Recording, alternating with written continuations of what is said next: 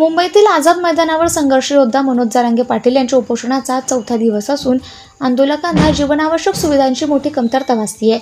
त्यामुळे बीड येथील बार्शी नाका रोड हॉटेल व्यवसाय युनियनने भाकरी आणि लोणचं वाटप करण्याचा उपक्रम हाती घेतला आहे। सोयी सुविधांची कमतरता आणि पावसामुळे आंदोलकांची गैरसोय वाढली आहे। आंदोलनस्थळी अंघोळ आणि नैसर्गिक गरजांसाठी पाण्याचा टँकर तसेच इतर आवश्यक गोष्टी अपुऱ्या प्रमाणात मिळत आहेत। अन्न पुरवठा आणि मदतीचा ओघ आंदोलकांना अन्नाची गैरसोय लक्षात घेता बीड जिल्ह्यातील हॉटेल व्यवसाय युनियनने समाजाला मदतीचा हात दिलाय। 2 दिवसांपासून विविध गावातील हजारो भाकरी, लोणचे, चटणी आणि सुकी भाजी अशा घरगुती जेवणाच्या वस्तू आंदोलकांसाठी मुंबईला पाठवल्या जात आहेत। या उपक्रमात बीडमधून सुमारे 5 क्विंटल भाकरी आणि लोणचे ठेचा थेट मुंबई आझाद मैदानावर नेऊन वाटप करण्यात आले, ज्यामुळे आंदोलनातल्या लोकांना थोडासा दिलासा मिळालाय। या उपक्रमात हॉटेल राजगडचे खंडू ढोले, संदीप ननावरे, ऋषिकेश ढोले, अभिषेक ढोले, अजय ढोले, अशोक ढोले यांनी सक्रिय सहभाग घेतला, तर मार्गदर्शनाची भूमिका अशोक कदम यांनी बजावली।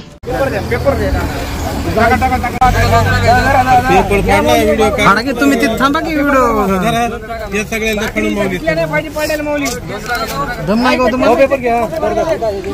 ठिकाणी बांधव आपल्याला गाडी भरून भाकरी, कुंटलवर चटणी, कुंटलाच्या मापामध्ये ठेसा घेऊन आले। त्यांचं म्हणणं आपण थोडक्यात ऐकूया।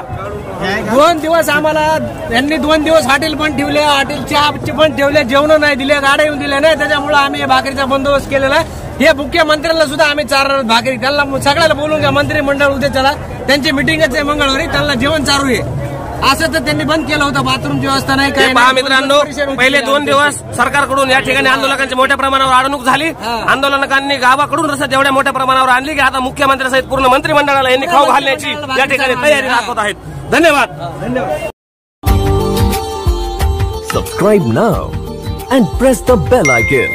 Never miss an update.